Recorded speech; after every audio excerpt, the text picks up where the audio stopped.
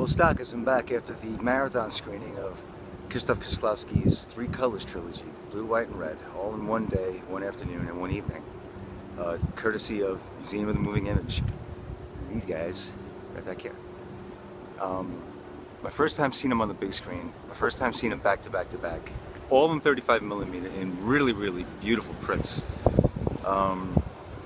So a couple of notes about the films, or my take on the movies anyway. Again, this is only my second time seeing each film. I think they're absolutely cinematic magic, and if you have the opportunity to see them, you really should. You really should. I mean, even if you're averse in some ways to foreign cinema, and they're very unique narratives. One of the things that I've noticed in my brief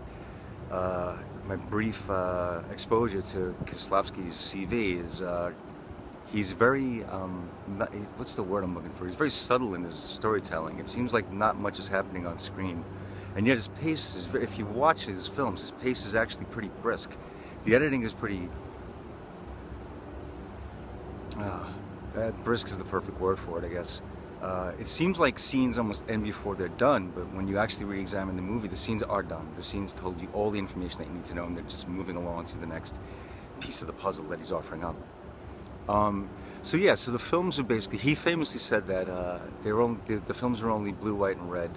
They were made to commemorate, if I'm not mistaken, they were made to commemorate the bicentennial of the French Revolution, the beginning of the French Republic. And they were also made just on the eve of the European Union's advent, so it's kind of, my take on the movie is it is broken down into blue, white, and red, the colors of the French flag, which are also broken down to the mottos, liberty, equality, fraternity. And you can see these elements in each one of the films. There's, liberty in blue is represented by the main character, Juliette Binoche, her complete unshackling from her past life, which in a way, I guess, is maybe, I saw the films as kind of like, the blue section is sort of, as Juliette Binoche's character kind of sheds the trappings of her prior life and marches into a new identity almost. It's the sort of the passing on of what was the, so-called, I guess at the time, the old French identity in favor of a new French identity, which was going to be as part of the European Union. The second episode, White, featuring Julie Delpy, concerns a Polish hairdresser who was rejected by his French wife and then returns to Poland and hatches a scheme to win her back, is the best way I can put it.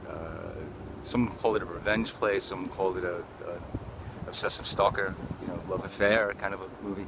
But it's also about the reinvention of a character, something that's uniquely American and something that the European Union, I think, was partly designed to help invoke this idea that you can move beyond your station in life, that you can reinvent, in a very American sense of you can reinvent yourself. You can start from one position in life with, maybe no money and no status, and then you can elevate yourself. You can elevate your status and your financial well-being. That's what I kind of saw in the second film. And the third one, Red, featuring Irene Jacob, who's my secret girlfriend. I'll tell her one day. She'll find out. So it's liberty, equality. Equality meaning this Polish character, now reinvents himself and becomes a new man. Becomes equal to the people that he wants to be equal to.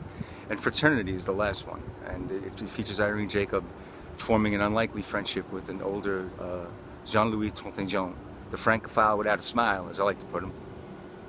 Anybody, please message me about that. I made a claim years ago, and no one's ever refuted it, that the man has never smiled on screen. So Jean-Louis Trintignant, if you see him smiling somewhere, please send me the shot. But that is about, it's not quite so much a love story as it is a story of people coming together to form a bond that makes them greater than their individual self. Which to me is what the forward-looking French Republic was viewing at the beginning of what was going to be the European Union. The European Union.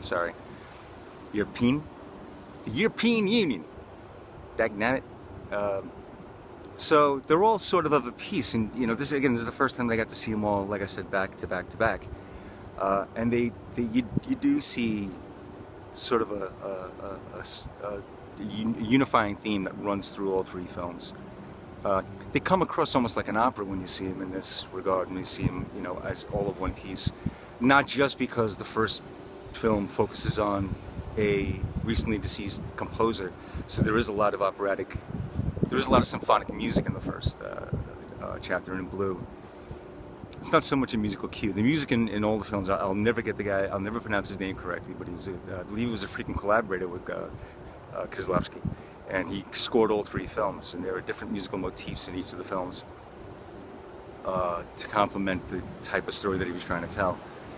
But it does come across as an opera. There are grand moments of melodrama. There are very subtle moments of real human frailty and underplayed moments where there are devastating human consequences on display, but they're very muted. You know, they're muted because we get them. I mean, Christ, if there was ever a void contest, it's in these 3 films. I mean, you know, there are certain moments that, you know, if you just don't feel anything, better check with Deckard.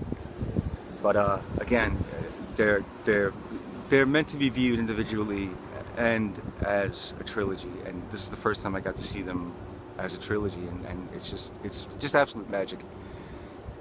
My thanks again to the Museum of the Moving Image, not just for the Kieslowski retrospective, but for this magic opportunity. They didn't initially have it on the schedule. Blue was going to screen on Friday, and then White and Red were going to screen on Sunday. They added in the 2 p.m. screening of Blue today so that they could squeeze all 3 movies into one day, and I'm glad they did it. Man, this was just a great experience. This was just a great way to spend this day. So yeah, that's my assessment. I don't really have a lot of deep thoughts. If you've been following this, you know that by now. But no, but I do. There's a lot of. I mean, I do have a lot to say about this movie. But these little Nitrate Stock TV pieces are made for, you know, quick 3 and 4 minute assessments of the screenings and of the films.